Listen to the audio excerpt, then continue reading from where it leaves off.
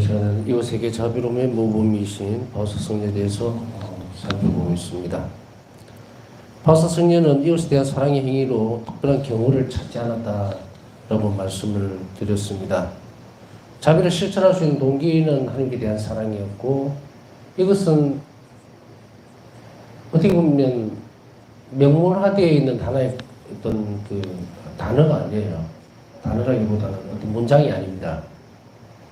하나님께 대한 사랑을 동기가 된다라는 그것이 무슨 표어나 이런 것이 아니고, 이것이 바로 실천되어 주시는 유일한 동기라는 것을 분명하게 하고 있어요. 그래서 이것을 풀어보면은 지난 시간도 얘기를 했지만, 말씀드렸지만, 우리 삶에 있어서, 행동에 있어서, 이 그리스도인들의 특히 행동에 있어서 가치를 지니고 있는 것은 하나님께 대한 사랑 외에는 없어요. 이 참된 가치만이 그것을 통해서 우리를 영원한 생명으로 이끌어 간다는 거예요. 그래서 어떤 일들을 하더라도 이게 결국은 자비행위라고 하는 것과 그냥 내가 하고 싶어 하는 어떤 착한 일의 종류, 내가 저 사람 도와주고 싶으니까 이런 일반적으로 가지고 있는 양심 혹은 우리가 내재되어 있는 어떤 성향들은 있겠죠. 근데 그것이 그렇게 되어지는 우리의 자발적인 어떤 행태에서 나오는 그 상황을 보고 움직이는 것은 우리 구원의 선익에 되지 못합니다. 선익이. 하나님께 대한 사랑에서 모든 것이 나올 때에 그것은 가치를 지니게 되는 거고, 여기서 우리가 가치를 지닌다라는 이 말은 그 가치가 무엇에 대한 가치입니까? 하늘나라의 보물을 쌓으라는 그거예요. 그렇기 때문에 우리가 영원한 생명, 내 구원에 도움이 될 수 있는 것을 얘기를 하는 거예요. 이 세상을 살아가면서 여러 가지 많은 행동들이나 행위들이 있을 수 있지만 그 중에서도 가장 가치 있는 것을 찾아서 내야 되겠죠. 우리가 이제 일상생활을 하면서 보면 하루 생활을 지내다 보면 정말 무의미하고 아무런 가치도 없는 것들을 너무도 많이 할 수도 있어요. 그걸 몇십 년 동안 계속 반복해 나갈 수도 있고, 어떤 사람은 평생을 그렇게 살아가기도 합니다. 그런 면에서 본다면 여러분이나 저나 아주 그냥 복이 있는 사람들이야. 왜냐하면 그리스도인으로 살기 시작했다는 것. 그것은 영원한 생명으로 우리 자신을 옮겨갈 수 있는, 죽음을 뛰어넘는 그곳으로 갈 수 있도록 만들어주는 그런 수없이 많은 가능성들, 기회를 주기 때문이에요. 그 기회 가운데에서 가장 중요한 것이, 또 소중한 것이 뭘까? 그건 바로 자비를 베푸는 일입니다. 그렇다 하더라도 바오사 성경에서 살펴보면 이 자비 행위들을 특별하게 우리가 머리를 싸매고 공부를 해서 이런 부분들, 그런 숙제를 남겨두진 않고요. 바오사 성경을 우리에게 선물로 주심으로 인해서 우리는 그냥 따라가면 돼요. 교과서같이 펼쳐져 있기 때문에. 그래서 우리가 이 부분에 있어서는 논의를 하고, 또 아까 얘기했듯이 무슨 그 탐구를 하고 하는 게 아니라 그 주어진 삶을 실천해 나가는 것이 가장 중요하다. 그 실천적인 부분들을 우리 살펴보고 있는데, 어제 무엇까지 어떤 부분을 살펴봤느냐면, 굳이 자비로운 일을 하기 위해서 헤맬 필요는 없다는 이야기예요. 이쪽 저쪽 찾아나간다든지 거창한 계획을 세운다든지 이렇게 할 필요가 없다. 사실은 이렇게 되면 방향이 없기 때문에 무엇을 해야 될지를 모르는 거예요. 이게 좋단 말이죠. 하나님을 사랑하는 것은 분명히 해야 되는데 어떻게 될지 방법을 모른다면 굉장히 난감하겠죠. 그러면서 동시에 우리가 쉽게 할 수 있는 것이라면 우리는 선뜻 용기를 내서 그것에 다가갈 수 있을 겁니다. 그래서 우리가 이웃에게 자비로워야 됩니다 라고 했을 때 그냥 멍하니 어떻게 하는 게 자비로운 것이지 라고 이제 살펴볼 필요가 없고요.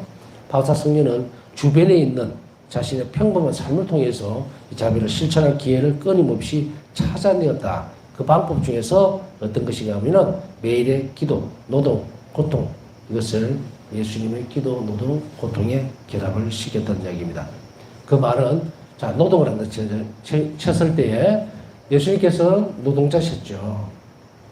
목수지 않습니까? 예수님이 요셉에게서 목수의 일을 배우셨고, 몸소 그 일을 노동을 하심으로 인해서 그 가치를 바꿔놓은 거예요. 하나님이 손을 댄다는 것은 그 일의 가치를 완전히 바꿔놓는 거죠.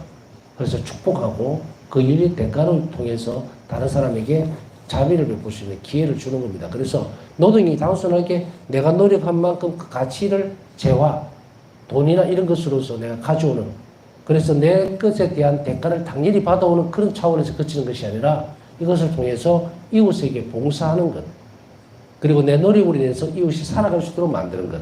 이렇게 만들어 놓은 거예요. 그래서 예수님은 바로 몸소 그 일을 하셨다.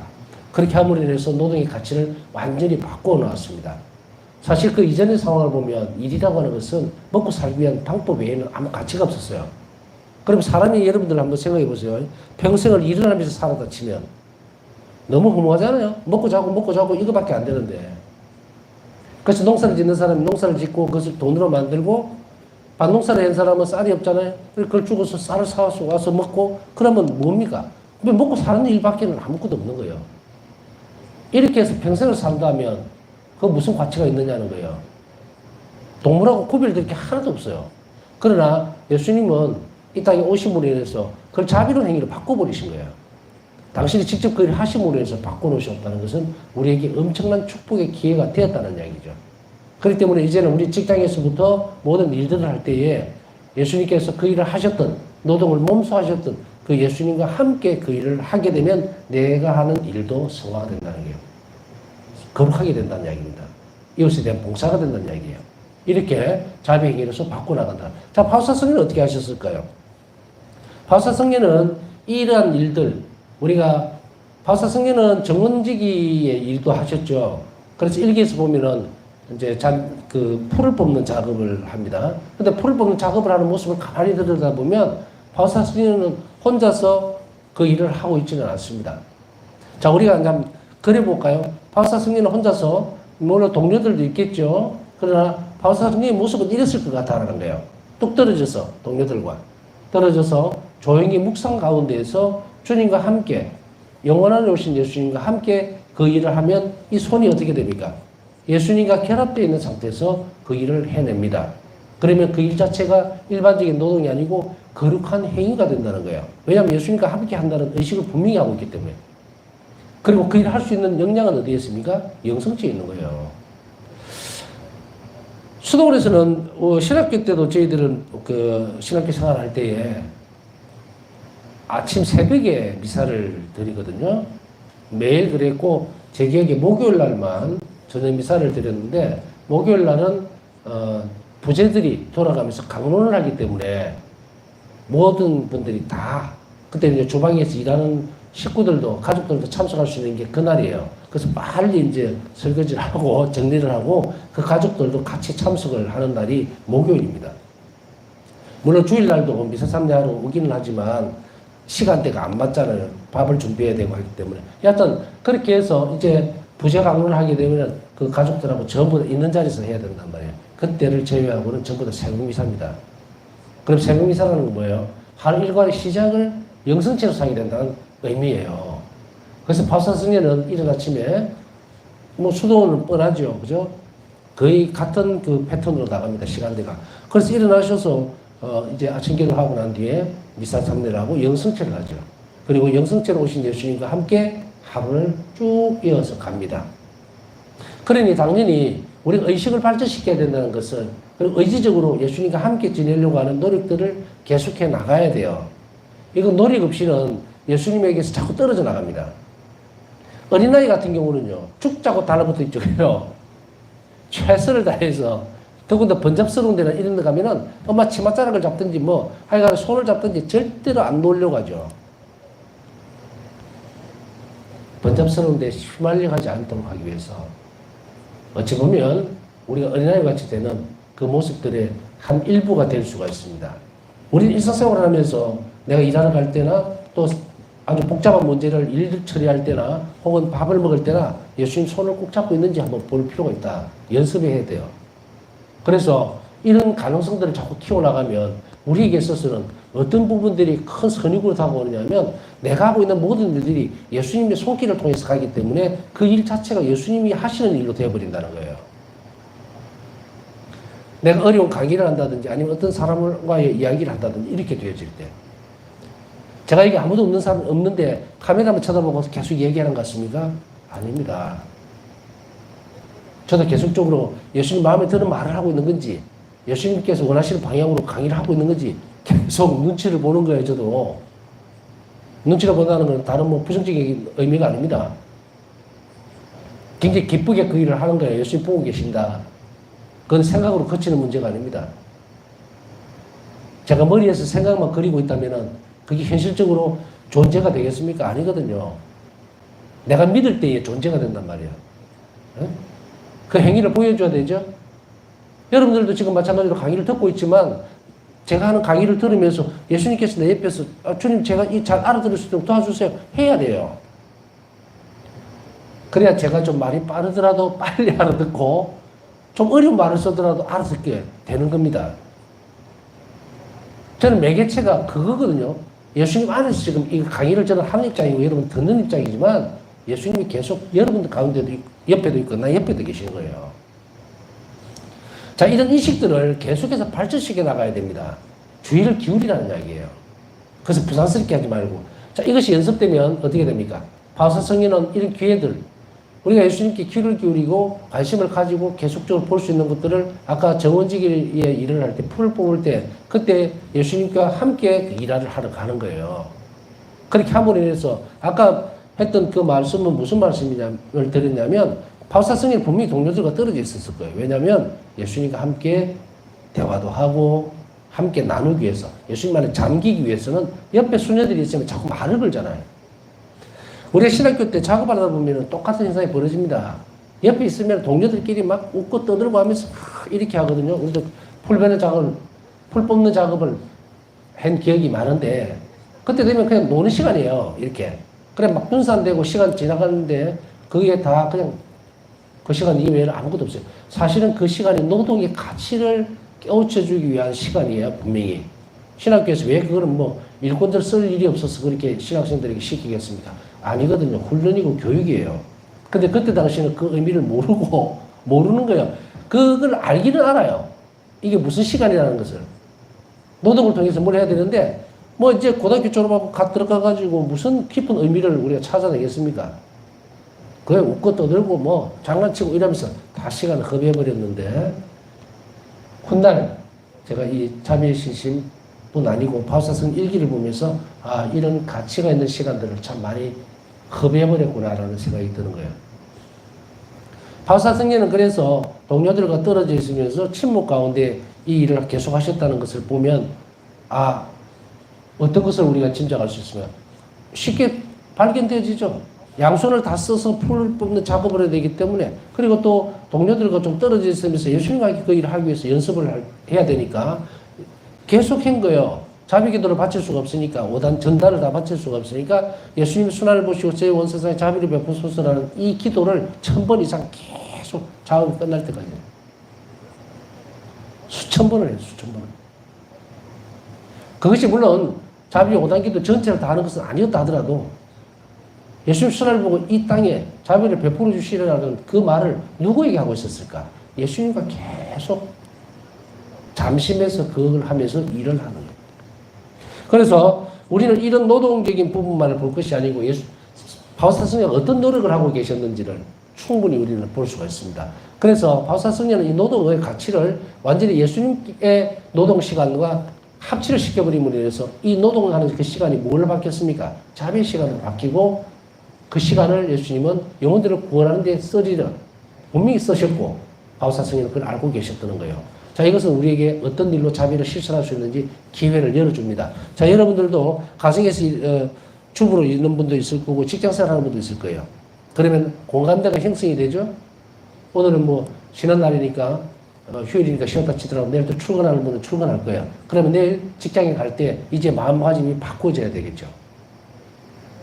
적어도 이것을 몰랐을 때는 그냥 내 혼자 직장, 아이고 잠도 더 자고 싶고 정말 가면 또 상사들 눈치도 봐야 되고 복잡한 일도 있고 힘도 드는 그런 일이 또 기다리고 있고 그래서 막 쉽게 발걸음이 안 떨어지나 아유 언제쯤 이 직장 그만두지 먹고 살만한 것만 있으면 그만뒀으면 좋겠다 이런 생각도 들 때가 있단 말이에요.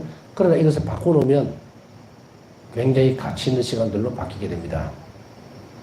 매 순간이 기다림의 연속이 되는 거야. 내가 이 일을 통해서 오늘은 어떤 영혼들을 구할 수 있을까? 그리고 어느 순간에 예수님이 나에게 의지하고 있다는 것. 참 이런 순간을 우리가 이 땅 아래에서 그리스도인이 아니면 누가 그걸 알겠습니까? 하나님께서 나에게 의지하고 있다. 그런 순간을 내가 놓친다는 것은 나중에 엄청난 손실이 될 거예요. 그것을 미리 아는 것은 굉장히 큰 선물을 미리 받고 시작하는 거겠죠. 자, 이제 이런 것들을 천천히 결합시키면서 살아갑니다. 그 다음에 이러한 갈망이 이제 점점 숙달이 되어진다 할까요? 익숙해지면서 이 특성이 자라는 거예요.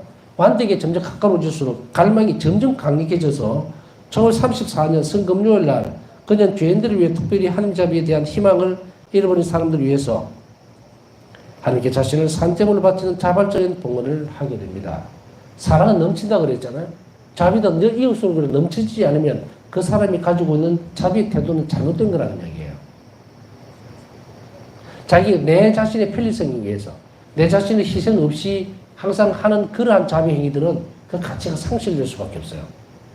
자기 희생적 결과물이 자비로 드러나야 되는데 그렇지 못할 때에는 그것은 그저 작은 희생에 불과합니다.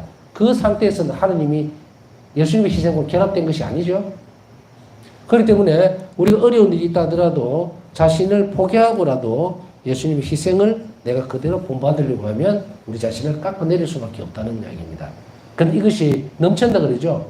어느 일정한 단계가 계속하면서 이제는 예수님이 원하시는 것이라면 더 많은 것을 드리고 싶어하는 갈망이 커짐으로 인해서 바오사 성녀는 자발적인 봉헌을 하게 됩니다. 예수님께서 너 이렇게 해라 한 것이 아니에요. 자발적인 봉헌이라는 것은 자신을 그대로 하나님께 바치는데 여기에서 이 성인의 위대함이 드러납니다. 산재물로 드렸다. 산재물로 드렸다는 말은 다른 말로 하면 당신이 성체가 되고 싶어 했던 거예요. 성체는 뭡니까? 미랄이 전부 다 가려져서 그 형태가 없어져서 만들어지는 거예요. 그리고 남에게 다른 이에게 먹히죠. 자신의 것은 아무것도 없이. 이것을 바로 바오사 성인은 산재물로 그렇게 되기를 갈망했고 그것을 봉헌했다는 이야기입니다. 누구를 위해서? 잃어버린 영혼들을 위해서. 또 희망을 잃어버린 영혼들을 위해서. 그녀는 하나님 뜻에 완전하게 복종하면서 죄인들이 체험하는 모든 고통, 두려움, 괴로움, 근심들을 자신이 받아들이고 그 대신에는 그들에게는 하나님의 밀접한 결합에서 나오는 위안을 내어주고자 했습니다. 바오사 성녀는 예수님과의 깊은 결합에서 오는 수없이 많은 위안과 위로, 엄청난 은총들을 받기 시작합니다. 마음의 평화, 모든 것들. 그런데 바오사 성녀는 이것을 죄인들이 가지고 있는 것들과 맞바꿉니다. 죄인들이 가지고 있는 불안함, 두려움, 절망감, 이것을 당신이 가져오고 하나님께서 주시는, 예수님께서 주셨던 그거. 근데 사실은 이거 엄청난 일이에요. 우리는 안주하고 싶어 하거든요. 내가 가지고 있는 이게 축복인데 이걸 내어주고 고통을 받아들이겠다? 굉장히 어려운 싸움입니다. 바오사 성녀는 이 일을 자신의 평안을 그 죄인에게 주고 그 죄인이 느낄 수 있는 불안감을 가져왔을 때에 바오사 성녀는 정말로 엄청난 그런 인내심을 발휘할 수밖에 없어요. 여러분들도 한 번씩 그런 그 경험들이 있을 거예요. 큰 일을 둔다든지 제가 신학교 때 경험을 조금 떠올리면 그 좀 쉽게 이해가 되더라고요. 어떤 부분들이냐면 우리가 시험 칠 때만 되면 배가 아파요. 여러분들도 긴장하면 배가 아프죠. 그런 경험들이 있을 거예요. 배탈이 나듯이. 마찬가지로 이 또 심장이 막 두근거리고 호흡이 빨라지고 심장 박동수가 막 올라가고 안절부절 못하고 이런 상황들이 있죠. 이것을 몇 시간이고 가져온다고 생각을 해보십시오. 이게 쉬운 일인가? 그럼으로 인해서 당신이 갖고 있던 평화를 그 사람에게 주고 그 사람의 평화를 갖고 있는 그런 괴로움을 가져오겠다는 것. 어마어마하고 상상도 못하는 그런 희생이죠. 그러나 우리는 이것을 바라만 봐서는 안 됩니다. 또한 바오사 성녀에게 처음부터 그걸 요구했던 것도 아니에요. 1934년이라면 적어도 바오사 성녀가 13년의 수도생활을 통해서 기간을 보고 38년 대충 이렇게 보더라도 이미 거의 완덕은 아니라더라도 예수님과의 깊은 결합에 이르러 있는 상태예요. 그러니 우리는 그냥 이렇게 멍하니 바라볼 것이 아니고 우리도 그렇게 되면 그렇게 할 수 있다는 것을 이미 예견은 하고 있어야 돼요. 그게 너무 두려워서 아니죠. 우리가 짊어지지 못할 고통을 예수님 허락하지 않습니다. 만일에 여러분이나 가운데에서 큰 고통을 지고 있다면 하느님이 마련한 은총도 그것을 견뎌낼 수 있을 만큼 준비되어 있다는 사실을 알아들어야 돼요. 그래서 예수님께 가까이 가야 됩니다. 사람이 왜 고통스러운 일들이나 어려운 일에서 불안해하고 자꾸 구석으로 숨으려고 하냐면, 그리고 원망을 하게 돼요. 예수님은, 하나님은 왜 나에게 이렇게 너무도 무거운 짐을 주십니까? 라고 하기 전에 신앙의 눈으로가 아니라 의탁의 눈으로 쳐다보면 예수님은 걱정하지 마라. 내가 죽을 만큼은 절대로 주지 않는다. 그리고 그것을 충분히 가져갈 수 있는 은총도 이만큼 마련되어 있다라고 하는데, 이 마련되어 있는 은총을 가져오려면 의탁의 태도, 의탁의 그릇이 있어야만 이걸 가져올 수 있다는 거예요. 그렇기 때문에 우리가 의탁의 태도가 크시면 내가 지금 당장 눈앞에 닥치는 고통이 크게 느껴진다 하더라도 더 크게 마련되는 한 은총 때문에 우리는 그걸 받아들일 수가 있다는 것을 잊지 말아야 됩니다.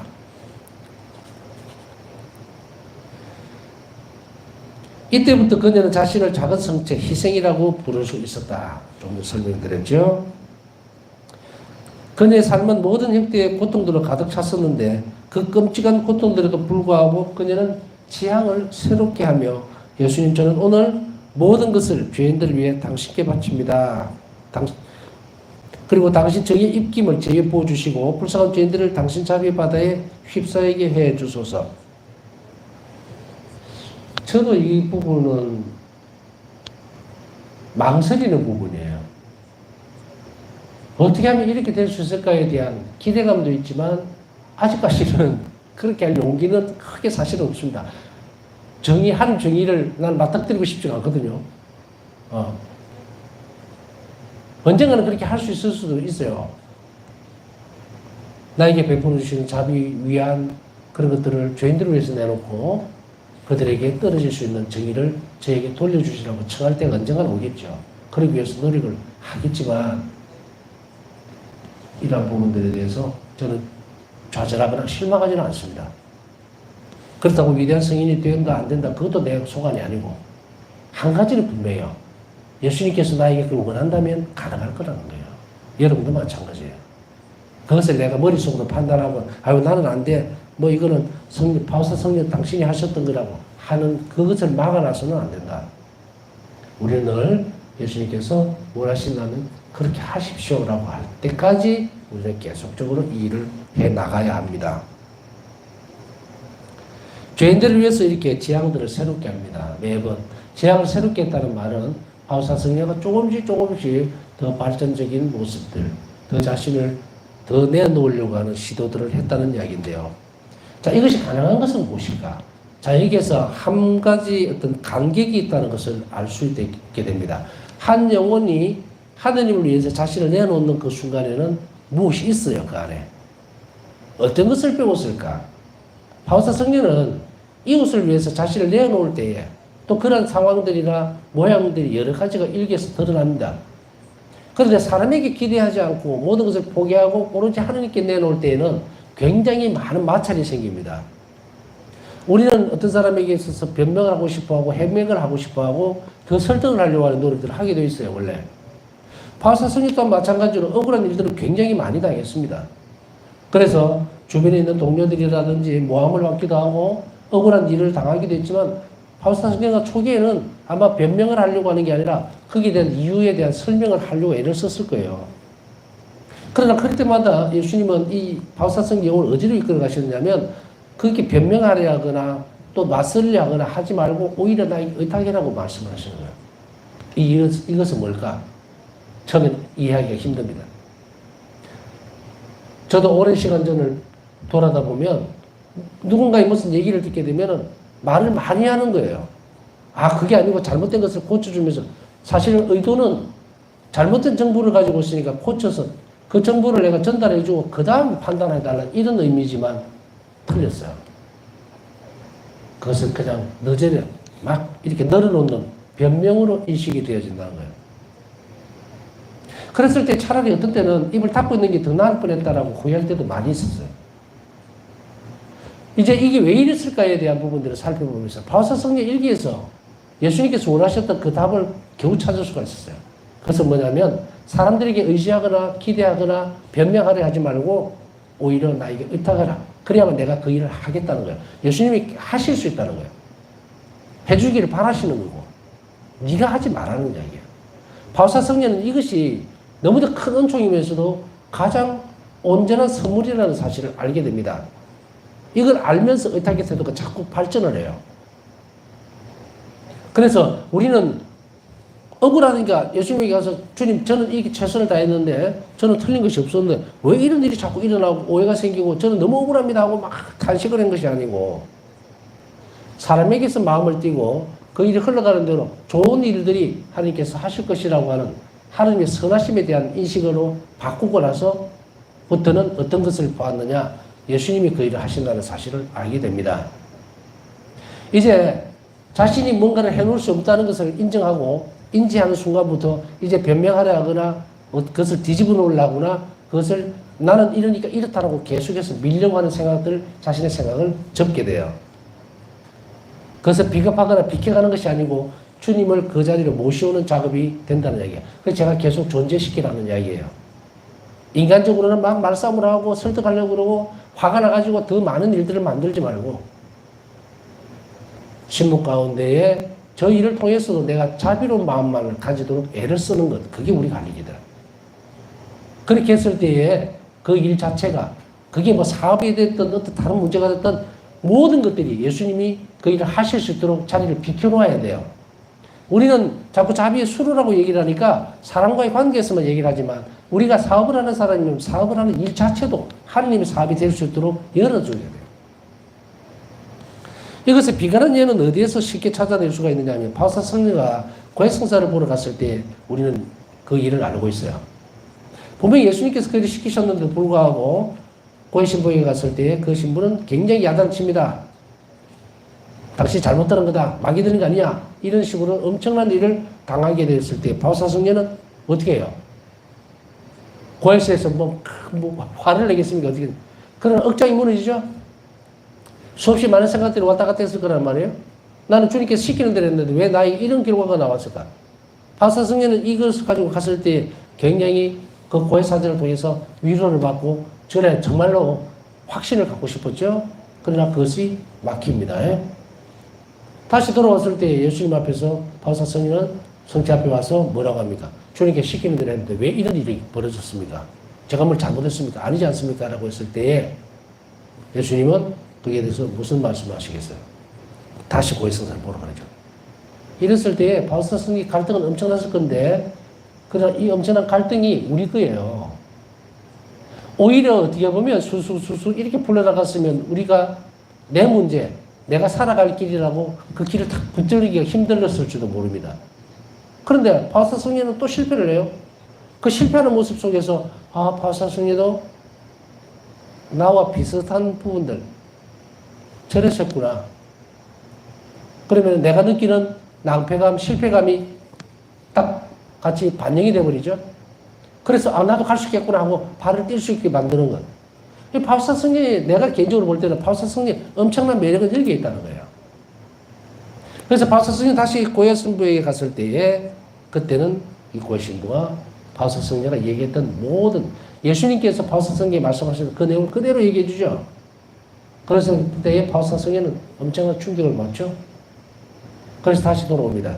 그랬을 때에 여러분들 평생을 살면서 지금부터라도 반드시 이것을 기억하라는 거예요. 예수님께서 그 일을 개입하실 수 있도록. 예수님 분명히 그 얘기를 하죠. 내가 시키는 대로 했기 때문에 이제 그 고해 신부는 내가 개입한다 이 말이에요. 바오사 성녀와 그 고해 신부의 문제가 아니고 이 문제가 시키는 대로 했기 때문에 이건 예수님이 나와 그 고해 신부와의 얘기다. 이제 관계가 이렇게 바뀌죠. 굉장히 중요한 부분이에요. 굉장히 중요한 부분이에요. 왜 우리가 의탁해야 되고 왜 자비를 베푸는 일에 최선을 다해야 되는지 답은 주님께서 하시겠다는 거예요. 비켜드려야 돼요. 이게 수로거든요. 이것은 이웃에게 관한 관계뿐 아니고 우리 삶을 앞으로 점진적으로 살아가는 데 있어서 우리가 축복받는 삶이 되고 그리고 우리가 평화 가운데 머물면서 이게 복된 삶이에요. 우리가 이것을 통해서 예수님께서 주시는 대로 받고 그렇게 저에게 일용할 양식을 주시고 누구에게 다 양식을 받느냐. 살아가는 모든 걸 예수님 손을 통해서 받아야 된다는 이야기예요. 월급은 살아가야 돼서 받는 게 아니고 내가 일을 했으니까. 응? 돈을 내가 있으니까 쓰는 것이 아니고 하나님께서 주셨으니까 그것을 어떻게 쓸 것인가를 하나님께 여쭙고 그렇게 쓰고 이게 하나님하고 나하고 관계가 존재되는 문제입니다. 이것을 우리는 바사성리에게서도 굉장히 큰 지렛대 역할을 해요. 딱 만들어 놔야 됩니다. 그래야 우리가 소신이라는 말을 쓸게요. 신념일 수도 있고 의지일 수도 있는데 이런 것이 기둥이 딱 서야 돼요. 그래서 내가 하는 일이 내가 하는 것이 아니라 주님께서 하실 수 있도록 자리를 늘 비워놓을 때 그때 겸손함도 함께 자란다. 많은 영혼들은 주님께 돌아왔지만 저는 하느님 정의 멍에 아래에서 고통받고 있습니다. 저는 저렇게 높으신 하느님의 분노의 대상임을 느낍니다. 일기에서 엄청난 일을 말씀을 하고 있죠. 지금은 우리가 다 납득을 못하는 게 아니고 과연 이렇게 용기도 안 날 수도 있지만 그러나 이 부분들을 우리는 이 바오사성의 엄청난 열정이 그리고 사랑이 어디에서 죄인들을 너무도 사랑했기 때문에 이 사랑하는 그 열정 고울한 부분이 바로 예수님을 똑 닮은 거예요. 그래서 당신을 성체라고 얘기를 합니다. 예수님께서 얼마나 인간을 사랑하셨으면 얼마나 자비로움이 컸으면 죽음도 불사했겠습니까? 그죠? 그걸 아시면 되죠. 바사성녀가 왜 당신 자신을 성체로 그리고 하나님 분노를 느끼는 정도까지 알면서도 죄인들을 위해서 그 희생을 드렸는지를 우리는 알게 됩니다. 그 다음에 1기 893번에서 살펴보면 이런 부분들이 또 나옵니다. 제 영혼은 괴로움이 받아 있습니다. 죄인들이 저에게서 모든 것을 앗아갔습니다. 과연 이런 용기가 있을까? 죄인들에게 줘버렸으니까. 죄인들이 가지고 있는 불안함, 공포, 죄를 지었으니까, 그죠? 그것이 확 들어와 버린 거예요. 모든 걸 다 빼앗겨버렸다. 그러나 괜찮습니다. 당신은 선하시며 무한한 자비이심을 그들이 알 수 있도록 그들의 구원을 위해 저는 그 모든 것을 줘버렸기 때문입니다. 라고 기도했습니다. 바사성은 일상적인 부분에 있어서 자비를 어떻게 실천해야 하는지 그리고 당신이 바로 하나님 자비의 대상이면서도 동시에 통로가 되도록 하는 그 열망이 무엇이었는지를 분명하게 밝혀주고 있습니다. 우리가 죄인들을 위해서 기도합시다 했을 때 그냥 기도만 한다? 그게 자비로 행위가 될 것인가? 물론 우리가 언젠가는 그들의 불안함, 모든 것들을 가져올 수 있는 그런 사람도 있을 수 있어요. 또 그래 해야 될 거고. 왜냐하면 우리가 기도를 할 때 자비를 베푼다는 것은 그 사람 외형적인 불쌍함만을 보는 것이 아니다. 그 사람 느끼고 있는 불안함, 불행, 원망, 절망감, 세상을 포기하고 싶어하는 그런 것들, 유혹들, 그것을 우리는 빼와야 돼요. 이것이 뭡니까? 자비는 악을 제거한다 그랬죠. 어떻게 불안해서 어떻게 삶을 살아가야 될지도 모르는 그 사람에게 있어서 자비는 뭡니까? 평화를 주므로 인해서 그 뿌리를 뽑아버리는 거예요. 그 일을 위해서 우리는 모든 일들을 다 하려면 하나님께서 자비를 베풀려고 하는 그 영혼들을 우리가 먼저 사랑하는 법을 배워야 되겠죠. 이것도 연습입니다. 계속 묵상하고 또 그들이 가지고 있는 그러한 불안들이 무엇인지를 은총으로 얻어내야 돼요. 그래야 참된 자비를 실천할 수 있다는 것을 우리는 잘 알아들어야 합니다. 남은 시간 묵상하면서 오늘 기도 정하신 분들 기도가 한 자비로 이루어질 수 있도록 자비 입을 수 있도록 기억해 주시고 남은 시간 묵상하도록 하겠습니다.